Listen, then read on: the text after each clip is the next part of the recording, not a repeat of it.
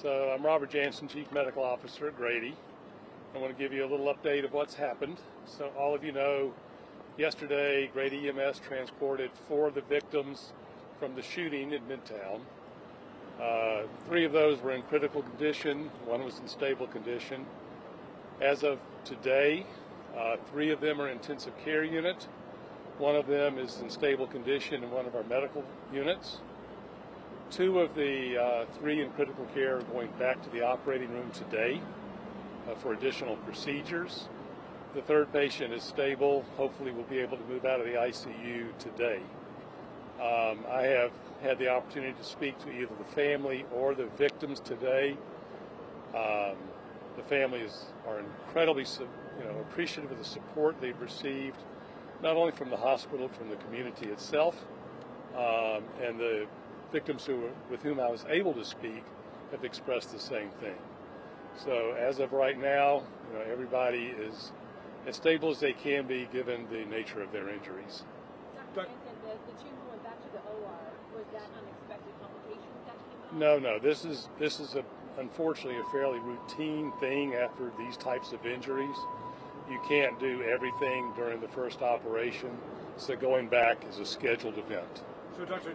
Jansen, just to clarify, the 3 in intensive care are still listed in critical condition, is that correct? I haven't looked at what they're listed. The 2 of them are definitely still critical. 1 is stable and should be able to move out of the ICU today. How would you describe any of the wounds? Pardon? How would you describe the wounds, Dr. Jansen? Well, I'm a little reluctant to get into the nature of the wounds because of the privacy of the families and the patients.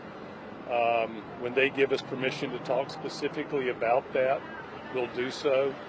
But I'm a little hesitant to get into that because of their privacy. On the arrest warrant today, it indicated that one of the shooting victims was shot in the arm. Is there any possibility that that woman and that patient could be released from the hospital soon? She's still in the ICU.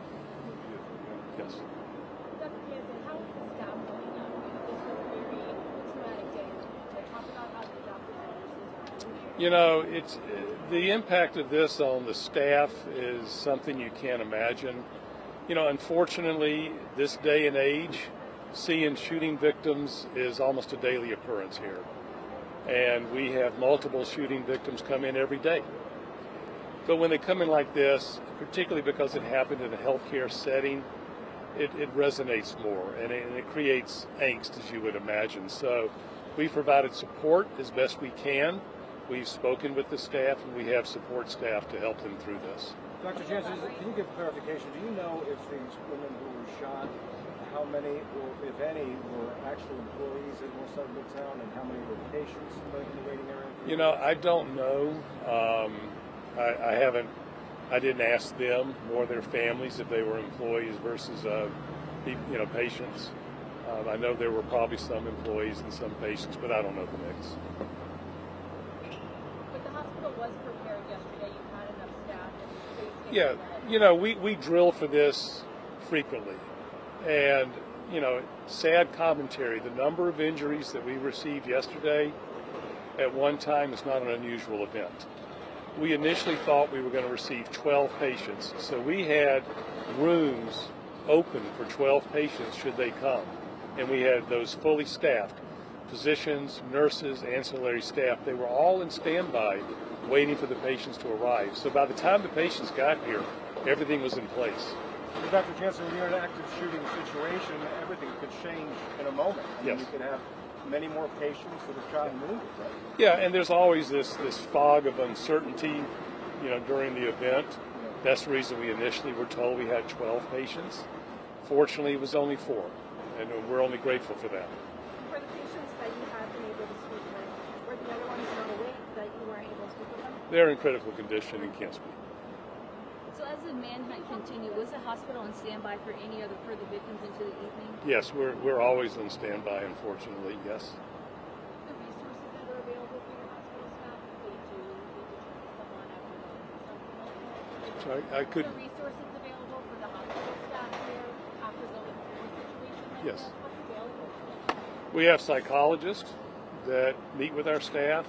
We have chaplains obviously our social work staff. So we have a number of people who are able to meet with our staff. Okay. What does the road ahead look like for all of these? You know, physically, they all have a ways to go. I think psychologically and mentally, we have to also remember that, the impact on them and their families. You know, you can't underestimate how traumatic this is, and they have a long way to go. Dr. Jensen, how many of the patients are alert, conscious, can talk to you out of the 4 shooting victims? I've spoken to 2. To 2 of them. And can you share any of what they said to you about this? Or? You know, they have been traumatized. They are very grateful for the support and care they've received. They realize that this is a horrific event, and the fact that they were in a healthcare facility just makes it worse. But they were incredibly grateful. Do you anticipate any further updates today? I defer to my. Thank you, All right, guys. thank you. That's it Thank for you very now. much, Thank Dr. you. We'll Jensen. keep you